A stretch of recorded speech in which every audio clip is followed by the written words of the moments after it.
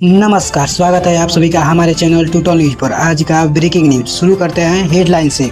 NDA या महागठबंधन प्रशांत किशोर किसको ज्यादा नुकसान पहुंचाएंगे? प्रशांत किशोर की जन स्वराज पार्टी को आरजेडी और कांग्रेस एनडीए की बी टीम कहकर प्रचारित करती रही है, पर आज स्थिति बदल चुकी है। जन स्वराज ने बिहार विधानसभा चुनाव को त्रिकोणीय मुकाबले के मुहाने पर खड़ा कर दिया है। अब देखना है कि किस गठबंधन का डब्बा गोल कराते हैं किशोर। बिहार विधानसभा चुनाव 2025 में प्रशांत किशोर की जन स्वराज पार्टी की एंट्री ने एनडीए और महागठबंधन दोनों ही कैंपों में हलचल मचा रखी है। प्रशांत किशोर की सभाओं और रैलियों में उमड़ने वाली भीड़ और सोशल मीडिया पर उन्हें मिल रहा समर्थन हैरान करने वाला है। जन स्वराज को कुछ दिनों पहले तक जो लोग गंभीरता से नहीं ले रहे थे, उन्हें भी लगता है कि इस पार्टी ने बिहार विधानसभा चुनाव में राजनीतिक समीकरणों को त्रिकोणीय बना दिया है। पारंपरिक रूप से राष्ट्रीय जनतांत्रिक गठबंधन एनडीए और महागठबंधन के बीच होने वाली सीधी टक्कर में जन स्वराज एक नए विकल्प के रूप में उभरी है। प्रशांत किशोर कुशल चुनावी रणनीतिकार से अब चतुर राजनेता की ओर ट्रांसफॉर्म कर लिया है।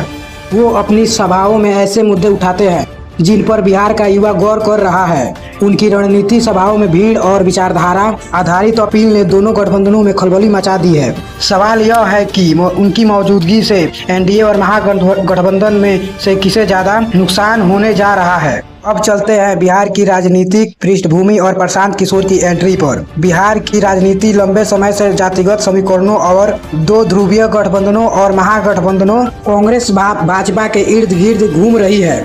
प्रशांत किशोर ने जब बिहार विधानसभा चुनाव लड़ने की घोषणा की और जन स्वराज पार्टी बनाया तो यही कहा गया कि प्रशांत किशोर यहाँ कुछ नहीं कर पाएंगे।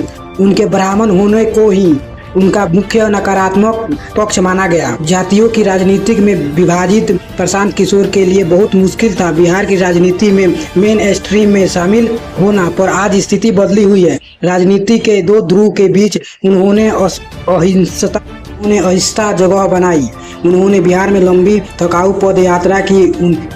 उनकी बिहार बदलाव यात्रा और जन संवाद ने उन्हें सवर्ण युवा और असंतुष्ट मतदाताओं के बीच लोकप्रिय बनाया। जुलाई महीने में आए सी वोटर सर्वे में 19 से 20% लोग मानते हैं कि जन स्वराज एनडीए को नुकसान पहुंचाएगी। वहीं 18% का मानना है कि महागठबंधन को उनकी पार्टी नुकसान पहुंचा रही है। 35 से 36% लोगों का कहना है कि दोनों को प्रभावित कर रहे हैं।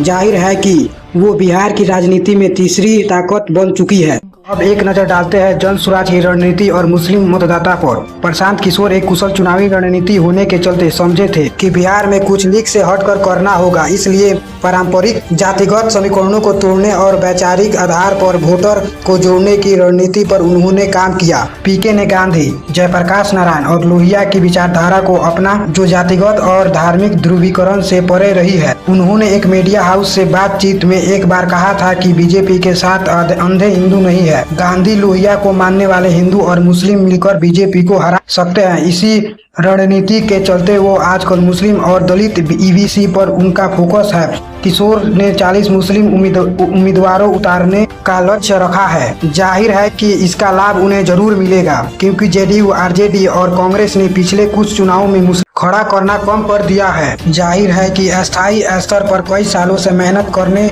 वाले को जब किसी कांग्रेस या जेडीयू से टिकट नहीं मिलेगा तो जन स्वराज से टिकट लेने की कोशिश करेंगे। इसके चलते कई कद्दावर किस्म के मुस्लिम ने जन स्वराज से टिकट पाएंगे। इसके साथ ही जब 40 उम्मीदवारों को टिकट मिलेगा तो पार्टी को प्रति मुस्लिम जनसंख्या में माहौल भी बनेगा, जो महागठबंधन के लिए जाहिर तौर पर नुकसानदायक साबित होगा। अब एक नज़र डालते हैं कि एनडीए को नुकसान की संभावना क्यों पड़ रही है। इसमें कोई दो राय नहीं है कि प्रदेश के सवर्ण लोगों, विशेषकर ब्राह्मण भूमिहार सवर्ण का 15 से 18% लोगों को लगता है कि अब उनकी जाति के हाथों में लीडरशिप नहीं आने वाली है। करीब 4 दशकों से सत्ता से वंचित यह समुदाय प्रशांत किशोर में अपना भविष्य देख रहा है। सवर्ण बीजेपी के साथ तो है, पर उन्हें पता है कि पार्टी के केवल ओबीसी और ईबीसी कम्युनिटी की ही पूछ होने वाली है। यही कारण है कि भूमिहार और ब्राह्मण युवा बहुत तेजी से प्रशांत किशोर के साथ जुड़े हैं, क्योंकि उन्हें लगता है कि प्रशांत किशोर सवर्ण समाज से सीएम की संभावना पेश कर सकते हैं। एनडीए ने नीतीश कुमार को अभी तक सीएम कैबिनेट के रूप में आगे किया है। सवर्ण युवा नीतीश कुमार को वोट देते रहे, पर अब उनकी उम्र, स्वास्थ्य और गठबंधन बदलने की छवि ने उनकी विश्वसनीयता घटाई है। प्रशांत किशोर ने जेडीयू को 20 सीटों तक सीमित करने का दावा किया है। नीतीश की शराबबंदी और कानूनी व्यवस्था पर सवाल से भी सवर्णों के बीच उनकी लोकप्रियता घटी है। प्रशांत किशोर इस स्थिति का लाभ उठाते स्थिति में नजर आ रहे हैं। इसी के साथ समाचार समाप्त होता है। तब तक के लिए धन्यवाद। मिलते हैं अगली वीडियो में। सब्सक्राइब एंड लाइक जरूर करें।